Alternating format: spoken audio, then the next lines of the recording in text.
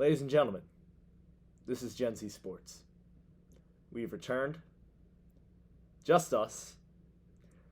If you are coming off of the listen of what? Don't spoil it. This might come out before that. Okay. This might come out before that. Okay. Well, it's just us two. I'm Jeremy Park, your co-host. I'm Ryan Croak, your other co-host. We are here. We got some things to unpack in the sports world. Ryan, Yes, we do. You have the list. I do. Let's get right into it. All right, so obviously we missed, last time we did this, a serious sit-down sports episode, our last technical episode that we published, depending on when this came out, was the episode I recorded at 1:30 in the morning after Marcus Smart got traded. I woke up from a nap at 1 a.m., and I got multiple texts, one from you, of course, saying that Marcus was gone. And I was furious, and I was upset, and yada, yada, yada. So I've had some time to sit down that. I'll get into that more in depth today, what I think about it and what I think the Celtics will do. But other than that, just going to cover the NBA Finals, the outcome of it. Nuggets taking down the Heat. And we'll get some NFL season predictions and stuff like that. Should be a quick episode today. We'll try and steam through it.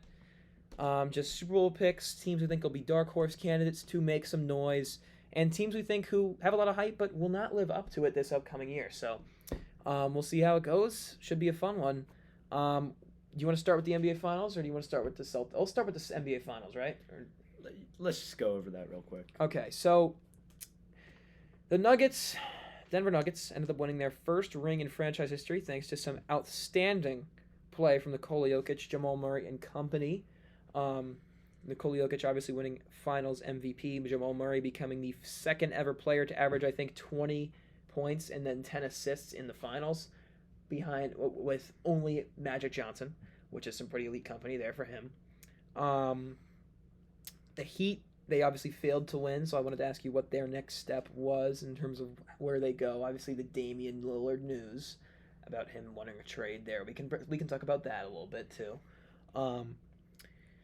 But I'll start with the Nuggets, I guess. Do you think that they're like a future dynasty, a one-and-done kind of situation? Do you think they'll be a lingering contender that'll always be there for a couple of years? They're still a pretty young team. Or do you think this is kind of their one glimpse in the sun, and then they'll kind of go back to where they were the last few years, kind of on the doorstep but not quite there? Yeah, I mean, you could look at it at a couple different angles. I think the era of the super team is over.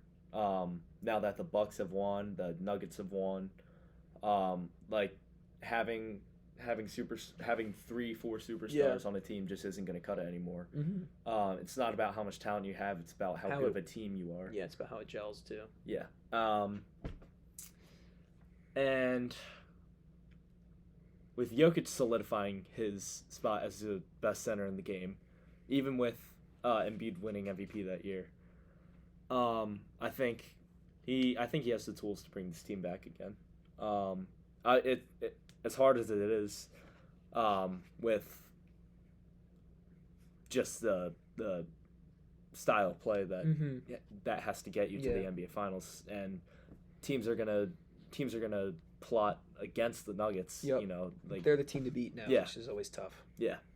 So it's gonna be hard, but Jokic is the best center in the game. Best player in the game. Arguably best as player of in right the game. now, I don't think it's any competition anymore. Yeah. Go ahead. Yeah, you got the best player in the game. Outstanding playoff performer in Jamal Murray. Mm-hmm. Yep. Yeah, what a comeback he had. Yeah, really, really good story there. And obviously, just like every other key part to that team you have. So if they retain all that talent and just work on new ways to get better, if this team, if any NBA Finals winning team is able to get better, that's scary. Yeah. So if they figure that out, obviously they have what it takes to get back to where they just were. Yeah. I think losing Bruce Brown hurts. He's a huge piece for them. Mm-hmm. But I think that, at the end of the day, the team kind of revolves around Jokic and Murray, and we saw this playoffs, the entire duration of the playoffs. They were on fire, and they were more than ready for the moment, and they didn't just win. They dominated everybody.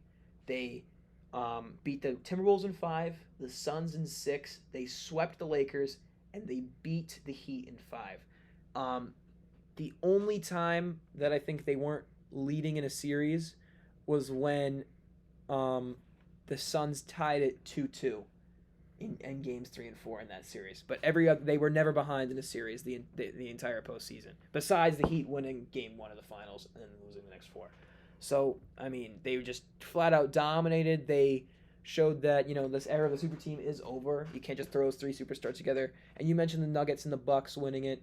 The Warriors too last year. Don't remind me. And obviously we saw it's about how the team gels. Like, obviously we see those teams succeed. We also saw the Nets with Kyrie, Harden, and Durant fail. The Suns have a rocky first run, but now they added a 4th star in Beal and got rid of Paul instead of, I don't know. That's going to be a disaster, I think.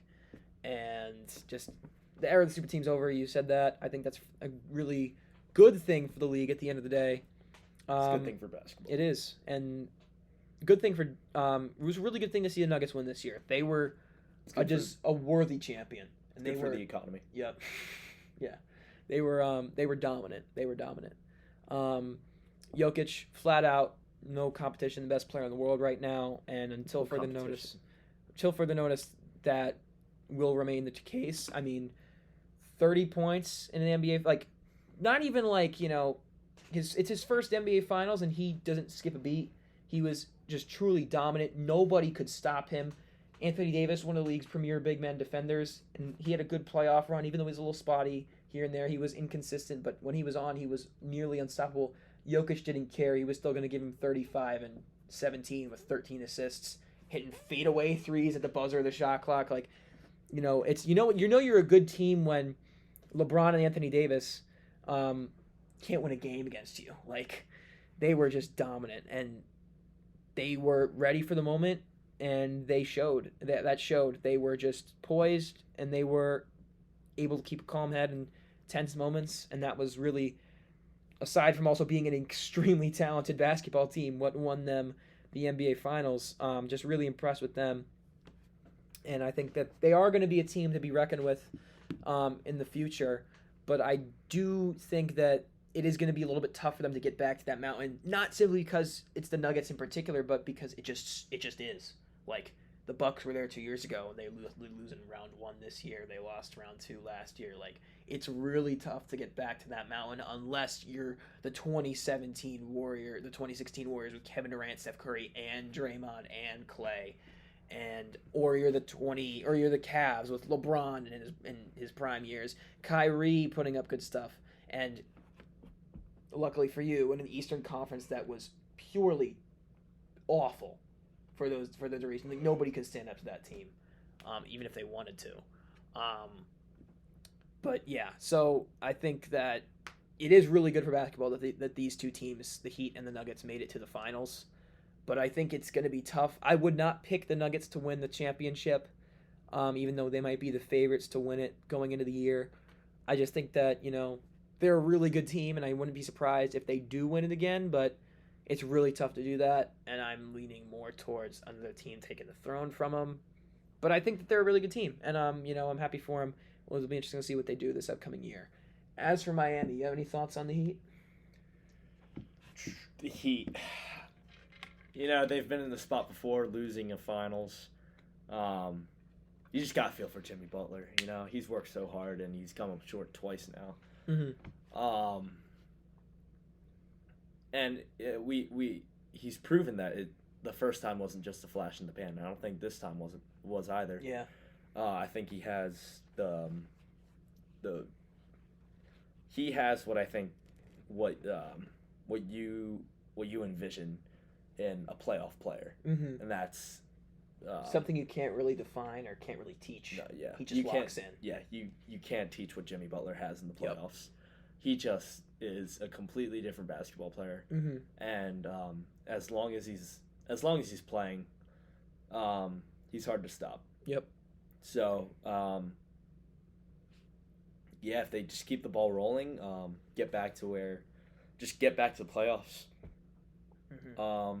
And there's been talks about Tyler Hero and how he's sitting out because he doesn't want to throw off the rhythm of what the Heat have. I like that. That's selflessness, and I think that's. I respect that a lot. Yeah. And he gets a lot of crap too. Oh yeah, he does. I mean, Tyler Hero's a talented player. Mm-hmm. Former Sixth Man of the Year. Yeah. You can't forget that he won that award too. Yeah. Yeah. You don't really think he'd be off the bench. No. Yeah. Mm-hmm. But for a player of his skill set and his value, I think it means a lot that it means a lot for the team that he's choosing to let the team do its thing instead of saying, "Oh, I want the minutes. I want to shoot the ball."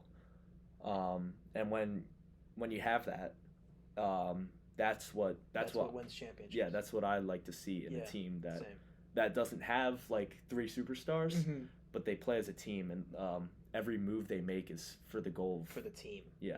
Nobody puts the team over themselves. Yeah. Or themselves over the team, pardon me. Mm-hmm. And yeah, I think that was that's exactly what you want to see on a team like that.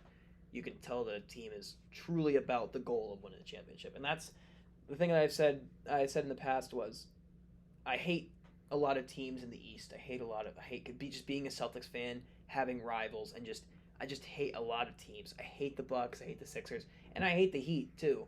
But I hate playing the Heat in the same way that I don't hate playing the Bucks or the Sixers. I have to respect the Heat, what they've done. I have to respect Jimmy Butler and all of them, even though I cannot stand them and how just the way that Bam Adebayo plays might piss me off and all that stuff. But at the end of the day, I can't, they're the real deal. They're legit, and they have something that no other team in the East does, and that's seems to be the hunger to actually go out and get it done, no matter how bad that they might be playing. And on any given night, they're going to give 110%, no matter what. And that seems to be something that's absent from a lot of teams, especially in the Eastern Conference. And they kind of came out of nowhere and shocked the world, despite coming up short in the end. I think the really interesting thing here with them is obviously the Damian Lillard situation. Are they going to get him? Is he going to stay in Portland? Is he going to get moved somewhere else? What's going to happen with that? Obviously, they're the favorites to get him. Dame has pretty much been on record saying he doesn't want to play anywhere else but Miami. I personally think that Dame to Miami would make them honestly less scary in the sense that they would give, maybe not, but I just don't know how it would work in the sense of Dame Lillard and Jimmy Butler running together. And I think it will work fine, right? But I think they kind of lose an edge there if they kind of become one of the premier contenders simply because they have a really talented roster and all that stuff. I think the benefit they had was it was Jimmy Butler. It wasn't Jimmy Butler against the world. It was Jimmy Butler against the world, but he could also trust his guys too. And I think if you add a second star to that is really ball dominant and all that stuff, it kind of takes away from that a little bit. But I don't know. I don't think they're going to get worse by adding a premier superstar and point guard in the league who's coming off a career season. So I think if they get Dame, it'll be very, very scary, and they will be a team that no longer is coming out of the woodworks and shocking the world with how well they play. They'll be a team that's a force to be reckoned with. They show that they already are, and they'll be a team that people fear from the moment the season starts and the moment it ends. Mm-hmm. But it'll be interesting to see what goes on with them. They did lose a couple guys. I think Strus went to Cleveland. Vincent went to the Lakers. Martin stayed. Lost a couple key role players. So I think that also adds some extra motivation to get a Damian Lillard, especially now that Tyler Hero has been proven to be a movable piece. Regardless, even though we respect what he did, sitting out, didn't want to ruin the rhythm. He's proven to be a movable piece given that they had so much success without him in the fold. So I don't know. It'll be interesting to see how that shakes out. That'll be huge for the NBA. But I mean, as long as they have Jimmy Butler, they've shown they can get talent from anywhere with the undrafted guys on that roster, and I think they'll be a team that's going to always be there as long as Jimmy Butler's that guy in the playoffs. And as much as I can't stand playing them, watching it defies all logic that they can be that good of a team, but. That's how it shakes out. So we'll have to see how it goes. But I did want to say this. looking at the way that the Heat played in the finals, comparing it to the way that the Heat played in the Eastern Conference Finals, makes me a little, how do I say it, furious. Because I want you to read these shooting splits for this. Listen to this, all right?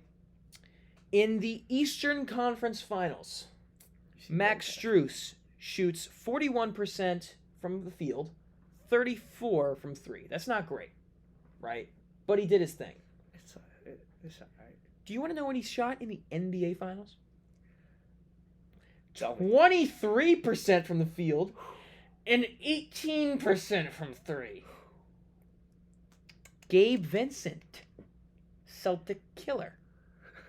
48% from the field in the Eastern Conference Finals, 51 from three, missed less threes than he made. Against 38% and 33% in the NBA Finals. Who did the Heat play in the Eastern Conference Finals? Caleb Martin, 60% from the field, 48% from three. Wow, what a performance. Versus 37% from the field and 33% in the NBA Finals. What a drop-off. Now, here's the thing. I want to say it's because the Nuggets play better defense than the Celtics, and that is true. They do. But 23% improvement in his shooting splits for Caleb Martin, that's not because just the defense. I want the Heat investigated for selling their soul and to beat the Celtics. That's what I'm calling for, because there's no explainable way that the team could be this good in one round and then this bad in the next. But I digress. It's water under the bridge right now. Because the real issue is playoff Jimmy. This man, Jimmy Butler, is an all-time playoff performer. I'm not going to say anything otherwise. He is an all-time playoff performer. He shows up, and even when he has his off games, because he does. I mean, that game where he was, 3 of 8? It was like 1 of 17 in Game 6 before he kind of caught fire in that end of that fourth quarter. But he caught fire, and they took the lead after being down double digits. Like, even when he's having a horrible game, he still can just catch fire at any moment and ruin your team's chances in that game. He could put up the worst stat line no matter what, and he could still get the win and be a huge reason that the team won. That's what makes him so scary, too. But anyway, in the NBA Finals, playoff Jimmy was a complete no-show. And without his role I wrote this months ago. Without his role players carrying him like they did in the Eastern Conference Finals. And he was kind of a no-show in the ECF. He was a little bit of a no... Like, compared to what he was in the Bucks series and the Knicks series, he was... Game 1, he was obviously playoff Jimmy, that 37-point game. And he did his thing. But the role players were the ones that won them that series, if you ask me, compared to how Jimmy played. Like, he didn't do anything crazy like he did in the previous series besides Game 1. But anyway, and the Heat lost in 5 games in the finals, so they lost to their magic. So I'm going to read you out. So, playoff Jimmy, icon playoff performer. And now I'm going to compare him to my golden boy number 0, Jason Tatum. And what are the narratives on Jason Tatum in comparison to Jimmy Butler in terms of their playoff performances? What is Jimmy Butler labeled as in comparison to Jason Tatum? I'd like you to answer this for me. Very opposite sides of the spectrum, if you ask me. Go on. Jimmy is very much praised as a playoff warrior and, Himmy Butler. Jimmy Butler. But Jason Tatum, on the other hand, is given... Would you like me to answer this? You give a better answer than me. Jason Tatum is labeled as a fraud, a choker, a garbage player, an overrated talent because he does not perform in the playoffs per se. They think he's not clutch. He's not able to carry a team, lead a team to a finals run, lead a team to anything for that matter because he's a fraud, he's a loser, and he's a scumbag. But here's the thing. You look at the way these two played these last 2 finals. Tatum was eviscerated for this and still is to this day. Just does not get a break from people for how he played in those 2022 finals. Here are his averages. 21.5 points per game, 6.8 rebounds a game, 7 assists a game, 3.8 turnovers a game, on 37 from the field, 46 from 3, and 66 from the line. Those shooting splits are horrible. awful. Don't get me wrong. And he did not play well those finals. But he was playing hurt. His shoulder, he injured his shoulder in that Miami series, and it was clear he wasn't 100%. Here's what Jimmy Butler averaged in the finals. I was going to do a player A versus player B thing, but I forgot it. Here's what Jimmy Butler averaged in the finals. 21.6 points per game. But I want you to understand. This would have been 21.0, 21 flat. Remember those 3 free throws he hit after that awful call in Game 5, at the end of Game 5. It was a close game, and he was fouled on a 3, and it was a horrible call. It was a clean block. Remember that play? I can't say I do, but I believe you. But anyway, I was watching the game, and it was truly one of the worst calls I've ever seen in the NBA Finals. He ended up going to the line for 3 free throws, which ended up raising his points per game totals from 21 flat to 21.6. I think that's but here's the thing. Somewhat negligible. It is negligible, but look at it. It goes from 21 flat, which is half a point below Tatum, to now 0.1 above. And because it's a 5-game series, you know what I mean? It's negligible, but I'm just mentioning that because you could make the argument, if you're looking at this blind without context, that because player B averages more points per game, that he's better than Tatum. When 3 of his points should not have been on the board. That's what I'm saying here. So 21 flat should have been his point per game averages, but I digress. So Butler averaged 21.6 points per game, 4.6 rebounds per game, 6.4 assists, 1.2 turnovers on 41, 37, and 81 splits. Who do you think had a better finals based on those stats? Tatum, 21.5 points, 7 rebounds, 7 assists per game with 3.8 turnovers, which is terrible. Butler had 21.6 on, I think, 4-point-something rebounds, and then 6 assists around there on 1.2 turnovers and much better shooting splits. Give me Jimmy. Give you Jimmy? All right, I respect that. I'm not going to, it's a toss-up for me. I would, looking at the turnovers number, it's close enough. And the shooting splits for Tatum are horrible. It's close enough that it not shouldn't be crazy. It's not. No. Yeah. But, I mean, if you tell people player A versus player B, it's going to be, I'd say, 40-60 split in terms of player A versus player B. But if you ask them, would you rather have finals Tatum from 2022 or finals Jimmy from 2023, every one of them are going to pick Jimmy. But that's just not what the numbers say. And I don't know. So it pained me to see Jimmy Butler play that poorly in the finals compared to how he had played previously, because I see what they do to my boy, my guy, number 0, and they just don't treat him with the same respect that he deserves. And, it's pissing me off. Anyway, I'll move on from the Heat. Point is, if the Heat get Dame, I'm going to cry myself to sleep because he's my favorite player in the league, and he will be playing on a team that I see in my nightmares winning every NBA championship, beating the Celtics every series. I will cry myself to sleep. I don't know how I'll live with myself if my favorite player of all time goes to the Miami Heat. Anyway, Celtics traded Marcus Smart. Whoop-de-doo. Love it. Yay. Gave some thoughts on that. If you want to hear my raw reaction, listen to the Marcus Smart is Gone episode from June 22nd, 2023. I think I remember the date exactly. Look at me. I'm just that guy. 2 months ago on the day, actually. That's crazy. But yeah, don't love it. Don't love giving up the heart and soul of the team. But at the end of the day, it's a good move on paper. Porzingis already has plantar fasciitis, though, which is not good. But if he stays healthy and is the guy that we expect him to be, the Celtics are a big 3 now. You know how we've seen how those have gone in the past few years. But honestly, something needs to change. Jaylen Brown obviously got his money. Whoop-de-doo. Botan said it best. We just interviewed him. I'm not going to say what he said on it, but does he deserve to be the highest paid player in NBA history? No. But what are you going to do? He had no other options, which is what are you going to do? If you don't give him that money, he earned that money.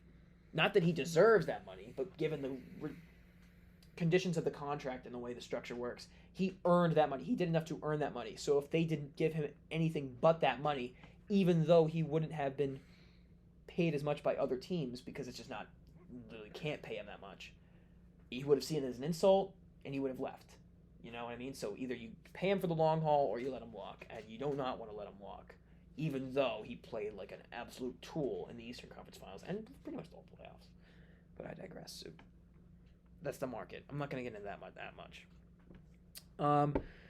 Championship or bust. It's been that way for a couple years now, but this is it. This is the most serious I've been. If the Boston Celtics, like, you know how bad I get. You know. I made the game after game 2. I spent 20 minutes going on my Snapchat story. You remember this, right? 20 minutes of videos of me on my Snapchat story just going in on this team for being a bunch of sad sack losers and frauds.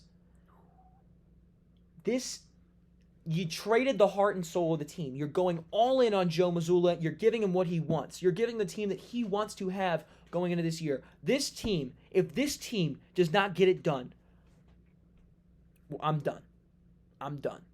Trade Tatum, trade Brown, trade Porzingis, because Brown can get the hell out of my sight if we don't do it. Porzingis, it'll only have been 1 year. I probably will like the guy. Won't love him though. Tatum doesn't deserve this. We don't deserve Tatum if we don't win this year. We do not deserve that man. We do not. So here's the thing. I don't know what I'll do if they don't win this year. Like I don't know. I think there's a certain cycle that you go through. There it is. It's a cycle. Let's see. So the cycle, let's say it starts in the offseason with despair from the previous season ending in failure. Then it turns into skepticism and outrage because they haven't got off to a great start. Or in this case, in the past season, they did get off to a great start. And high hopes. And then it turns into high hopes because they prove me wrong and they go on a huge run. Or either they give me high hopes during the season, which happened last year because they were so good, or they give me high hopes when I start watching them more closely in the playoffs because I don't get coverage here. So I get high hopes when I start tuning in, or paying attention to how they're doing on a more in-depth level. And then those high hopes rise to crazy heights, monumental heights that have no business being that high. And then it turns into misery, despair, crash and burn, disgust, anger, fury, the whole shebang. Because they crash, burn, and just turn into an absolute dumpster fire when it comes time to not do that. But yeah. Celtics trading Marcus. Whoop-de-doo. They better win. That's the point of this. They better win. They better goddamn win. All right, NFL season preview. Super Bowl picks, dark horses, disappointing teams we expect to be disappointing. Let's say that. So, Jeremy, do you want me to give my pick first, or do you want to give yours? Okay. All right, so I think I mentioned this in the last episode we did, but I really do think it's Cincinnati's year. But that was in May. It's August, so I want to look at the way that the league has shaped out now. I have a team in my dark horse who might not be much of a dark horse anymore, but, obviously the favorites are the Chiefs, and if you had to get me to bet on any team to win it again, it would be the Chiefs. But I do not like the Chiefs, and I refuse to go on record picking the Chiefs for anything, so I'm going to stick with the Bengals winning it all this year. They've been knocking on the door for a while. I think this is the year.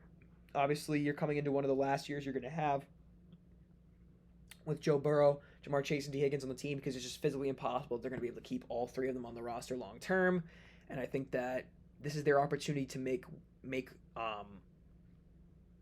use of those three together, and this is their all-in push, I think, and I think they're going to get it. That's my pick in the AFC. In the NFC, I'm going with a team that should have been there last year, that deserved to be there last year, a team that would have been there last year had the ball not dropped the wrong way for them on numerous occasions, like with their quarterback being injured on the very first drive of the game in the NFC Championship, and basically being rendered without a quarterback for the rest of the game when their backup got knocked out with a concussion. So they were basically playing with a quarterback who could not throw the ball more than 3 yards in the air. The San Francisco 49ers are going to the Super Bowl this year. I'm guaranteeing it. Guaranteeing it. The only team I could see in the NFC making some noise to kind of take them out would be Philadelphia, and that's the only time you're ever going to hear Eagles praise from me, because the Eagles are frauds. They had their flash in the pan last year. It was great. They lost some key guys. They did get a couple of good guys. Jalen Carter falling to them in the draft with Nolan Smith is an absolute atrocity. I do not understand how that team can get so lucky. But hey, Jalen Hurts is the real deal. I like Jalen Hurts. I'm a Jalen Hurts guy. I'm not an Eagles guy. And for that reason, I have to call the Eagles frauds and that they're going to suck, even though all odds are they're going to repeat as NFC champions and make it to the Super Bowl. But I'm picking the Niners. Bengals, Niners, Super Bowl, what we should have had 2 years ago. Instead, we'll have it this upcoming year. Bengals over Niners in the Super Bowl. Book it. My pick right now. I don't have any busts. I don't think no team really comes to mind for me. In terms of busts? Yeah. Okay. But I have to agree with you for the Eagles. The defensive line is going to be a nightmare for. And it was last year too. Oh yeah, absolutely. It might have gotten even better. Yeah, there's been talks all around camp about both Jalen Carter and Nolan Smith. Oh my God. Nolan Smith popped into Chipotle I was just at today. Nice. But that was 2 weeks ago. I didn't see him. I just heard about it. My friend posted about it. But yeah, he's been a monster. Jalen Carter's been a monster. And you already have Brandon Graham and Fletcher Cox. And keeping Kelsey's huge. And Hassan Reddick. Yeah, Reddick. Defensive Player of the Year candidate from last year. Yeah, keeping Kelsey's huge. You got Hurts A.J. going Brown. into A.J. Brown. Ryan appears as he's about to cry as he says A.J. Brown's name. Would you care to elaborate why? Why couldn't he be a Patriot? Like, why Yes. do we have to deal with N'Keal Harry instead of A.J. Brown? You know, I think N'Keal Harry has a lot of potential and could even be better than Jalen. He's on his like fourth team now. A.J. Brown. He's not even gonna make the roster at Vikings camp. This is an emotional time for Ryan. I miss A.J. Brown. I want A.J. Brown on the Patriots. We might have to step away for a moment as Ryan recollects. No, it's himself. fine. We're good. Oh, okay. He's good now.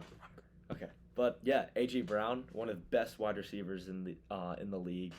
My favorite football player in the league, besides Zappy, and a couple of the Pats. Yeah, A.J. Brown, absolute monster on the field. Was a huge playmaker for the Eagles last year and will continue to be this year. Yeah, just seriously an electric football player. Can I say something about A.J. Brown? Please do. I want to call the Tennessee Titans for being absolute boneheads, because you signed DeAndre Hopkins to like a 2-year deal, like $18 million. You're paying a 35-year-old guy when you could be paying, or maybe not 35, but you're paying a guy who's maybe a decade older than A.J. Brown when you could have just paid the man who showed he was one of the best receivers, if not, he showed he was one of the top 5 receivers in football last year. Like, I don't get it. But yeah, that's my take on the Titans. The Titans are morons. Titans are morons. He's 31. Hopkins is 31. I think A.J. Brown's like 24. 26. Okay, so he's half a decade older than A.J. Brown. But still. Still half a decade. Yeah. That's my piece. Go ahead. But, yeah, I think the Eagles have a lot of high hopes going into this season. And I don't know about a Super Bowl return. It's tough to do that. It is.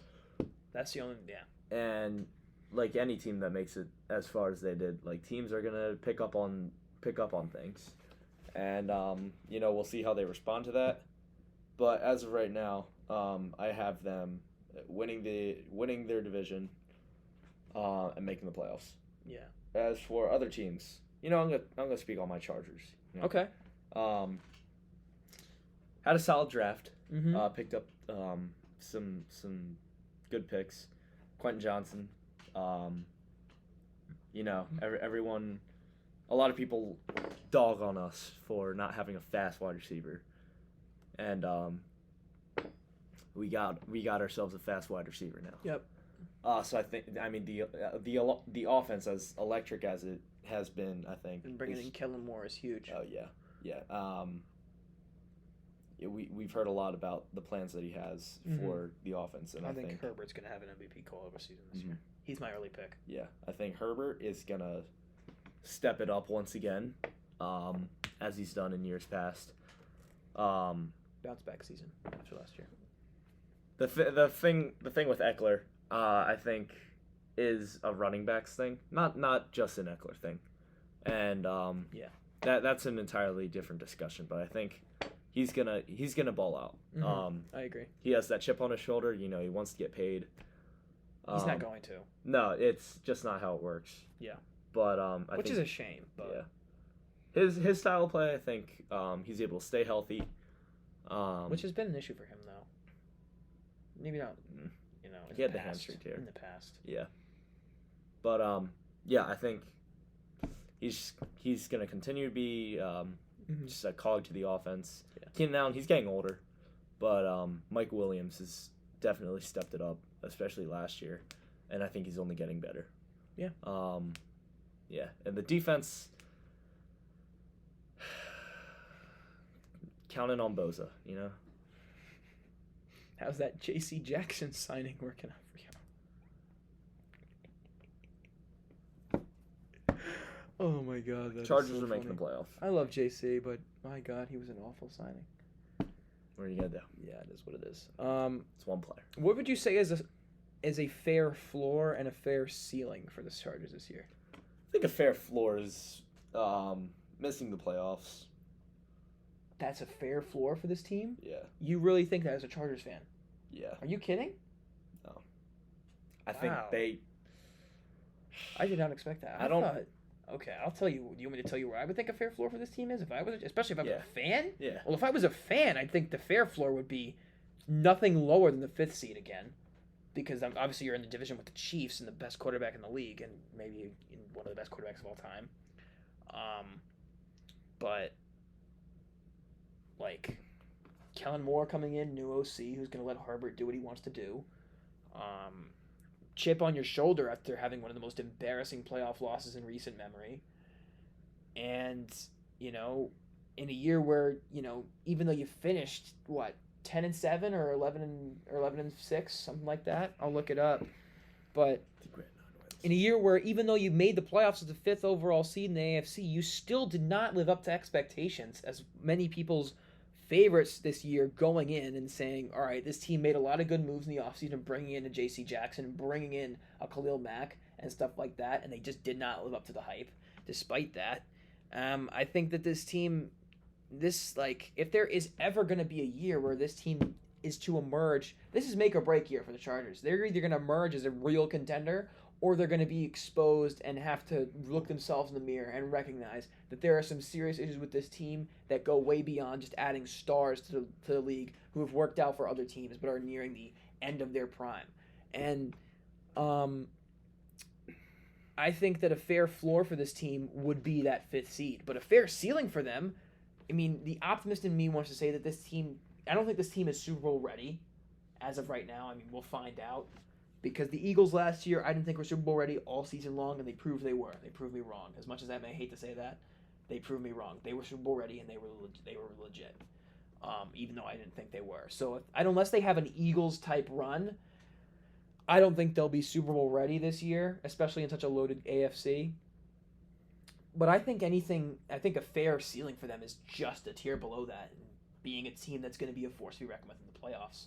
And could give the Chiefs a run for their money in the AFC West. That's a fair ceiling for me. But a fair floor, especially as a Chargers fan, I'm shocked that you say a fair floor is missing the playoffs. Because I would call it a travesty and a disgrace. Because if that's what happens with this year with the Chargers, I would be shocked and I would be truly outraged on behalf of you. Because that would be ridiculous. You know how upset I would be if that happened. Yeah. A floor is realistically, how bad could this team be? And I think with any team, I'd say 7 seed at worst. And that's if injuries and all that. I mean, barring injuries. Yeah. I try to exclude injuries with floor and look at strictly based on the team at its full strength. I think 7th seed at worst. And that's if the team gets really inconsistent.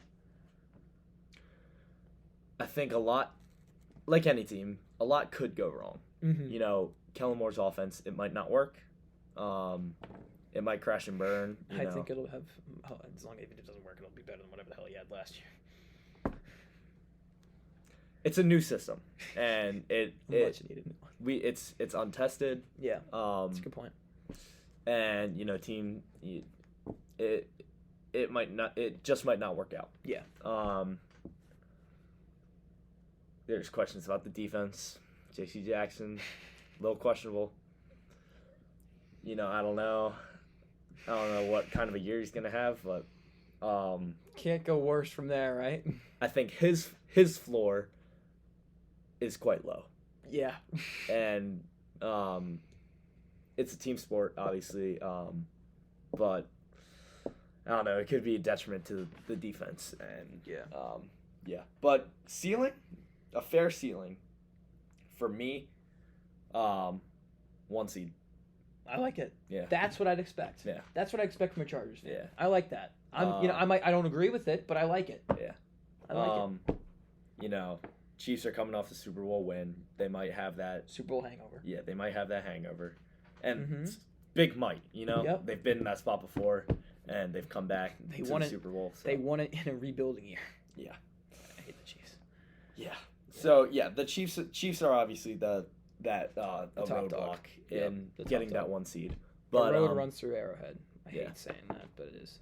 They're the Patriots of the AFC now. Yeah, but if Kellen Moore's offense, if it works, if Herbert has the MVP caliber year that I believe he's absolutely capable of having, I think the sky's the limit for the Chargers. I agree. Yeah, I think if all goes according to plan, Herbert is not a lock, obviously, but Herbert is right in that conversation for MVP with the Patrick Mahomeses of the world, and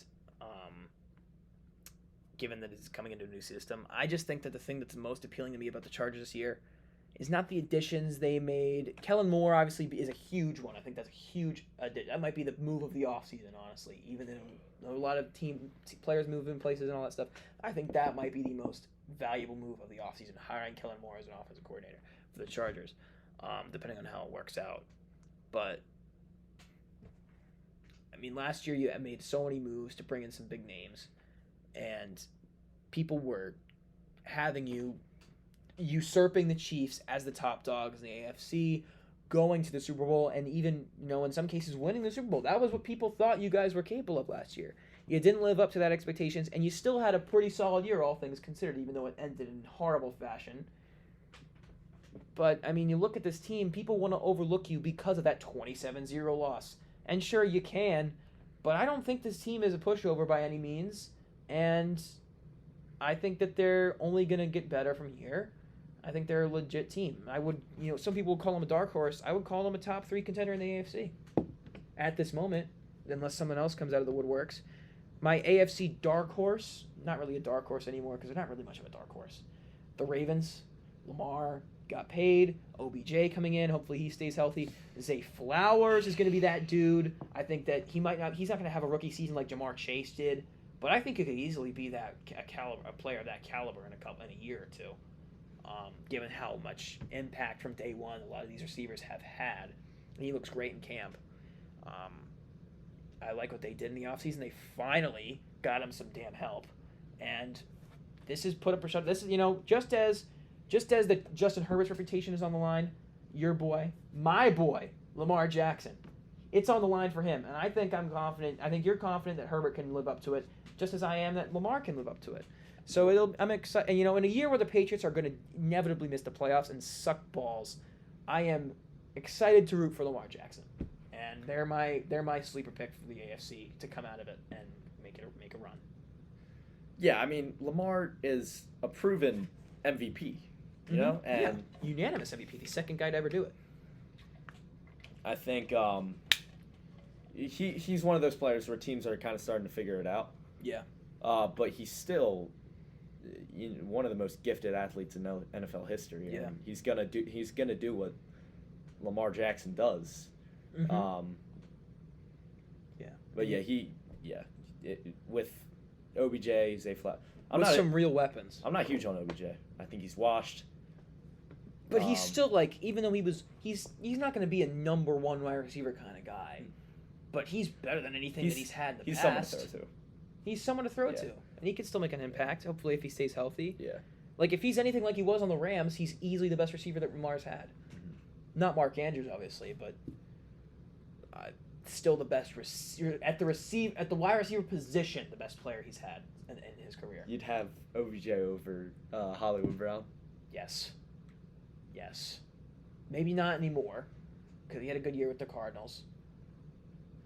But yeah, I would have OBJ. Even though Hollywood Brown was explosive, he's not going to be the kind of guy to get you a tough catch in a good situation like OBJ would be. But I think Zay Flowers at the end of the goal should be for Zay Flowers to hit the ground running from day one and end up being the wide receiver one by the end of the year. Mm-hmm. That I think would be the goal for the Ravens. If that's what happens, I think they're going to be a scary team. And yeah, I mean, I'm going to say, I've already said about Lamar. Unanimous MVP. I've gone on record saying this in the past numerous times. I still don't think we've seen his ceiling, and I think he's going to get even better. So, as a thrower, this is the most excited I've been for Lamar, and we already know what he can do with his legs. Obviously, teams have started to figure him out, but still, really excited for what that team can be able to do. Yeah. But yeah, I guess they're my real dark. They're not really a true dark horse. The only other dark horse, the only other dark horse I have in the AFC, the Patriots. Just out of some ridiculous optimism, because there is. Do you want me to read out I made a list of the games I think the Pats will win, the games they'll lose. I already told you they would. I think they'd go 9-8. Do you want me to read out the games they win? Go ahead. All right. So the game I have them winning Week 1 against Philly. I'm not gonna go. You want me to go into why on that one or no? Or you want to just get through it? We'll talk about it at a later date. All right. We'll talk about it when that game happens. Week 2 versus Miami, I think they win. At New York Jets, I think they win. Week 3. At Dallas, Week 4, I think they lose. So they're 4-1. They're 3-1 after 4 games. At home versus New Orleans, they win. At the Raiders, this is the most important game of the season. After that lateral from Jacoby Myers in the most ugly loss in the history of the New England Patriots, that's the most ugly loss maybe in the history of football. That's the most boneheaded play in the history of football. The New England Patriots are going to go into Vegas, and if they do not win that game, I will call it a done season. I have them at this moment. Even if they lose that game, they'll be 4-2 based on my predictions. I don't care. Blow it up. If they don't win that game in Vegas, I'm going to lose my mind. That's the most important game of the season for me. But anyway, I have them winning that game in Vegas because I don't know what I'm going to do if they don't. 5-1 after Week 6. That's what I have them at. At home versus Buffalo, I have them winning. At Miami, I have them losing. Versus the Commanders. What's the logic there? They never win in Miami. And Buffalo... No, what's the logic of winning against the Bills and losing if to there's the going to be a year where the Bills fall off and they become vulnerable again and the Patriots can make some noise, because they've given them some trouble. They're not going to beat... I don't think they'll... If they win against the Bills, like, you know how an NFL season goes? A team like the Eagles that can go... That starts season 8-1 can lose to the Commanders who don't even sniff the playoffs. Like, every team will have its ups and downs, and when the ups and downs most often come against divisional opponents. So I think that if there's going to be a game the Patriots get on a divisional opponent, I think that'll be one of the weeks where the Bills coming into New England are going to be just a little bit off, and the Patriots will not be a pretty game, but I think they'll be able to capitalize, and I think they'll win that game. That's one of, like, again with Philly, like, do I think the Patriots would beat Philly in the Super Bowl if they played them? Absolutely not. But it's Week 1, Super Bowl hangover. Teams are still figuring out the kinks, and the Patriots home against a team with a great defense. I think they could win. That's my prediction. But every team has its ups and downs, so that's kind of where that pick comes from. But you'll see that I have a couple picks in here where I expect the Patriots to play like garbage. At home versus the Commanders, I have them winning that game, although I am on the fence. I think they could lose that game. At home against the Colts, I think they'll win that game. On the road against the Giants, loss. At home against the Chargers, I have them winning. I think that's the game where the Chargers will have an off game because our defense is too good. At the Steelers, I have them losing. At home against Kansas City, I have them losing. Here's a game where I have the Patriots playing like garbage, and I think they'll lose a game. The Broncos at Denver, I think they lose. At Buffalo, they lose, not even a question. And at home against the Jets, so you'll notice they win. You'll notice here that I have them beating the Jets both times because they haven't lost to the Jets in like 7 years. And I think they'll keep that streak going because I just think the Jets are frauds and they're going to suck. So all in all, I have them going 9-8. They're going to be the 7th seed in the AFC or the 8th seed, which would mean they're the last team out. What are your thoughts? You might not like the games that they winning and losing, but given how an NFL season typically goes, I think this is reasonable. Especially 9-8 as a final record. That's reasonable. But some of the wins have asterisks on them. I feel you. Like, I could easily lose that game. Like, on paper, they should lose it at home against Buffalo. They should lose at home against the Chargers. Yeah. And, yeah, but, it's my list. And they should lose at home against It's Philly. fair. It's a fair list. Mm-hmm. You know who else I like? Who? The Lions and the Jags. I like the Lions. I like the Jags. I wouldn't call them true dark horses in the way that other people are saying, but I like the Lions. The NFC is just so terrible that I think they can make some noise, especially in the NFC North, which is just a disaster. Mm-hmm. But yeah, I like that. Amon-Ra's my guy. Amon-Ra is a good guy, and I'm a Jared Goff guy. Jared Goff is my guy. I'm a Jared Goff guy. I've turned into a Jared Goff guy over the years. But yeah. You want to hear my other dark horses? My two real dark horses are in the NFC. This is where I get excited. So one is from the NFC East. It's not the team you're thinking of. It's the Washington Commanders to make some noise. Sam Howell's looked pretty damn good. Terry McLaurin, one of the better receivers in the league, one of the top receivers in the league. He's shown what he can do. If he can perform on the level of a wide receiver one, like we know he is capable of, if Sam Howell can actually give him the opportunity to do that, he's going to be nuts. Scary Terry is the real deal. Antonio Gibson in the backfield, he's a solid piece. Brian Robinson, good piece as well.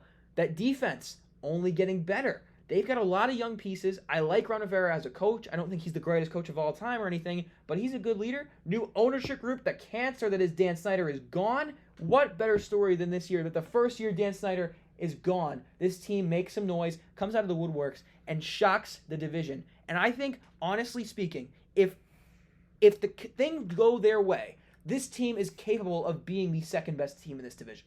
Oh, yeah. Absolutely. They're a talented team, and absolutely I think they can make the playoffs. Mm-hmm. Given that the NFC is such a disaster, I think they can absolutely make the playoffs. I like this Commanders team, and I think they're going to really make some noise if things go their way. Mm-hmm. I like them. And another dark horse I have. This one's a little more out there. This one's I'm a little less confident in. Guess what team? NFC. Yeah, guess what team? Cardinals. Oh God, no. Gannon is that's gonna be the worst team in the NFL this year.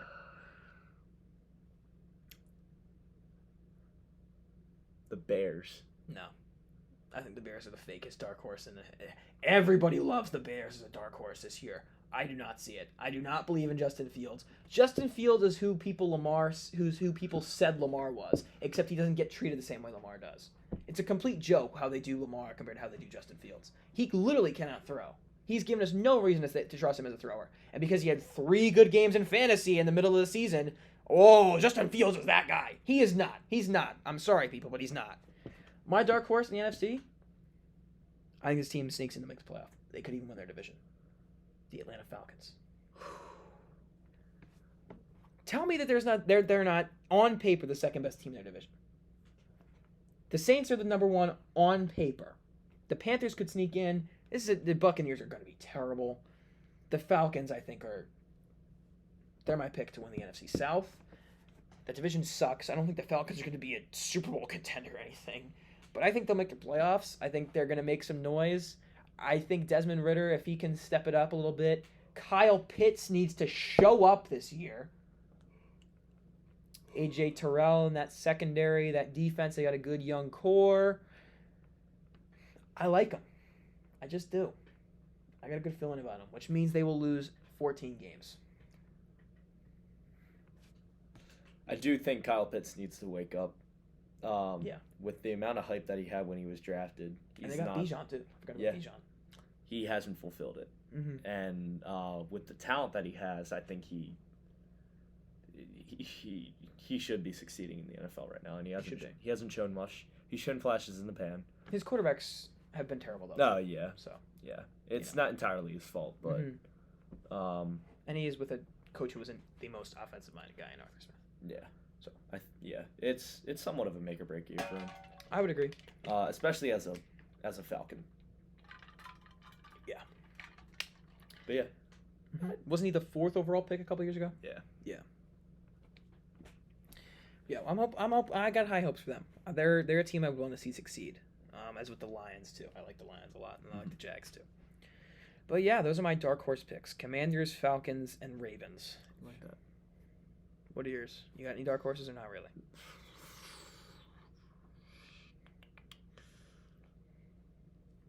I don't know. I'll go with the Jags. I like it. Yeah. I like it. They got they got some fight in them, as we saw Yep. last year. What do you think their ceiling is? Let me see here. Remember, Calvin Ridley's coming back too. Yeah, I think that's a huge X factor there. Mm-hmm. I think he's either going to be phenomenal or he's going to be completely garbage and washed. I think the entire AFC South is It's easily theirs for the taking. yeah. The division is putrid. Yeah, it's I think every team is kind of in their own sort of mess. Yeah, and the Titans are just a disaster. Like Yeah. the Texans and Colts, I think, are more to be excited about than the Tennessee Titans. And they just signed DeAndre Hopkins and have the best running back in football. I'm a huge Anthony Richardson fan, so I think I like Anthony Richardson too. if he has a good year, then the Colts I think will be a team to compete for that division spot. And the Texans had a good draft. The Texans had a good offseason. Yeah. I don't think they're going to be good, but in a couple of years, who knows? Yeah. All right, so those are dark horses. Any teams you think coming into the season who have high expectations are going to completely fail to live up to those expectations? I could go with you on the Bears. I wouldn't call what the people are saying the Bears have high expectations, but I've seen way too many people on NFL social media saying the Bears are going to be a dark horse, saying the Bears are a team to be reckoned with in the NFC North, saying that Justin Fields is that guy, saying that this team is going to make some noise and be an NFC playoff contender. I don't see it at all. They were one of the worst teams. They were the worst team in football last season, and even though they made some additions in the offseason, is it enough to propel them? Absolutely not. I don't see it at all. No, I don't really have a team that I think is I expect to crash and burn. Yeah. The beginning of the season, it's hard to tell. Yeah. We'll just see when the season comes. Yeah. I wanted to also make another point about another team. I think a team that's going to crash and burn. I think the Giants are going to have a tough year. Not because that they're going to get any worse, but paying Daniel Jones $40 million is rough. Having issues with Saquon in the locker room is going to be rough. They were in the locker room. Not in the locker room, but he's not going to be happy this year. He's not going to be happy to be there in the way that he was in past years. And they were a team that last year people saw as like a really yeah, go get him kind of team. Like you really shouldn't be here, but you're here. Go make some noise, and they did. They beat the Vikings. I don't know. Especially in a team with some other teams improving, I don't know if they'll make it back. Cowboys, I think, are going to suck, obviously. I mean, I'm not going to suck, but just, typical Cowboys. They'll have their make Cowboys the playoffs, win a wild card game against a terrible team, and then just get obliterated by a real team. Or give a real team a tough game, and then have Ezekiel Elliott snap the ball on the last play of the game, or have a QB draw with 8 seconds. Something stupid. They're going to figure out that it's literally, I think the Cowboys are playing, think of the dumbest final play of the season every year. They're going to continue to play that game over the next few years. I really don't see anybody in the NFC just because the NFC sucks so bad. I want to say the Eagles, but I just can't because they literally might have gotten better. I'm not going to say the Dolphins. I'm pretty high on the Dolphins. The Jets are obviously my favorite. You know that. The Jets are my easy pick to crash and burn, even though they have high expectations.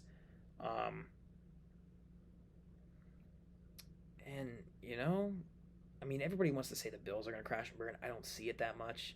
So I guess really the only team that I think having a collapse that will genuinely be talked about for a while is the Jets. I think that collapse. But then again, they could prove me wrong.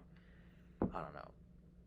I want to say the Seahawks too. I just don't have a great feeling about what they have going for them. But I have no reason to feel that way because they made a lot of good additions in the offseason. Devon Witherspoon, JSN, really good offseason for them. I don't know. I just don't know if Geno will be able to keep it up. That's really where that comes from. And yeah, and I guess the Vikings. I'd say they're in the Chargers category where a team with a lot of talent that really hasn't lived up to it and has disappointed, and to make a break year where if they do not win, they're the Chargers of the NFC. If they don't have a good year and show that they're a legit force in in their conference, it's going to be some serious questions that have to be answered, and it's not going to be fun for the fans, the team, the players, anybody. And that's where I think they stand. So, point is, my Super Bowl pick, Bengals over 49ers. My dark horses, Ravens, Commanders, Falcons. And the team I think that will be a complete bust, even though they have a really high ceiling, is the New York Jets. And you said you don't have any busts. And your Super Bowl pick was who? Did you make one? I don't think you did. I didn't. Your dark horses were the Jags and Lions. It's a tough question. Super Bowl. I mean, I gotta throw the Chiefs in there. Yeah. It's hard not to. Yeah. You know what? I'm gonna put the Dolphins in joint with the Ravens as my two teams I think could really make some noise. I would, and even though I think the Bengals will come out of the conference, I'm just really, really high on those two teams, the Ravens and the Dolphins. Mm-hmm. I like the Bengals. I like them too. I think it's Burrow's year. I agree. Yeah, NFC team coming out. Eagles going with the Eagles again. I'd probably say the Eagles. Yeah. Yeah, I respect that. Yeah. Hard to go against them. Mm-hmm. Really hard. The only reason I am is because I hate them. That's fair. At least I'm honest. Every Eagles take I have, just as my Celtics, and honestly, I think my Eagles takes have to be taken with more of a grain of salt than any of my takes about the Celtics, the Patriots, and all them. Because I just, oh God, I hate that team so much. But yeah. All right. Any final things you want to cover before we send it off? Good. I'm good as well. Cool. Parting words, baby. Second time tonight. Ooh. Parting words in the last one were good. Very good. Original parting words. Your parting... I'll make my parting words somewhat tied to what we just talked about. Mm-hmm. Parting words. I wanted to cover Dame. I wanted to cover Dame with you. You think he goes to Miami? Just straight up answer. Yeah. I don't see it. They just can't offer what I was looking for. And it goes two ways. But that's it. We don't need to cover it in depth. Parting words. If the Jets don't have a good year, it's more on Aaron Rodgers than it is on the Jets. I love that. I want to give you a round of applause. That was divine. That was a great parting words. Because I agree with it wholeheartedly. My parting words, I said I wanted to make a tie-in. Here it is, folks. Falcons and the Commanders will be playing in the second weekend of NFL postseason football this season. That's my parting words. Come back to this. That might be one of my hottest takes I've ever made on this podcast. Commanders. Hot take of the year. I don't know, man. I'm going to be riding that bandwagon. And you know what? I'm going to throw another one at you. Parting words, part 2. Dolphins, Bengals, AFC Championship. Winner wins the Super Bowl. Book it. Booking it. I'm really feeling with the parting words. I really am. Tuesday, August 22nd. One more. I've alluded to it. I'm booking it. Book it. Ready to book it? Ready to book the trip? Justin Herbert, 2024 NFL MVP. Book it. Book it. Come back to this. 3 takes. Commanders, Falcons playing in the divisional round. Dolphins, Bengals, AFC Championship. Winner will win the Super Bowl. Herbert wins MVP. Love it. Book it. Those are my 3 narratives for the season. Love it. And the Jets are going to suck balls. Okay. But that's not a hot enough take to be in the parting words. Okay. All right. Send us off. Thank you for listening. This has been Gen Z Sports. I've been Jeremy Park. I have been Ryan Croak. We'll see you all when we inevitably crawl out from under the rocks we live under to reunite maybe 15 years in the future. Sure. We'll bring our That kids. early. We'll bring our kids. That early, huh? Yeah, maybe I'll bring my grandkids. That's what we'll do. We'll bring our grandkids. We'll have a nice family reunion for that episode, you know. All right. Thank you, everybody. Have a great rest of your day, night, whatever it is. See y'all in the next one. Peace.